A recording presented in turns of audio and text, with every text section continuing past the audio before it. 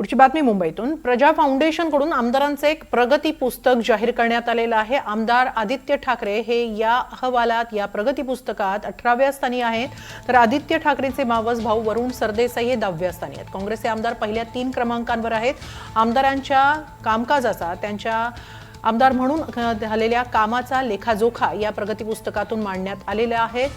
मुंबईतील आमदारांच्या प्रगती पुस्तकात आदित्य ठाकरे हे 18व्या स्थानी आहेत। हिवाळी अधिवेशन 2024 ते पावसाळी अधिवेशन 2025 दरम्यान ते 18 दिवस उपस्थित राहिले। या कालावधीत त्यांनी अधिवेशनात 21 प्रश्न विचारले।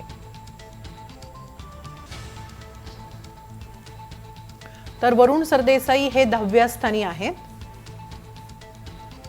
अमीन पटेल काँग्रेसचे आमदार हे पहिल्या स्थानी आहेत। दुसऱ्या स्थानी काँग्रेसचेच असलम शेख आहेत, तर ज्योती गायकवाड या 3ऱ्या स्थानी आहेत।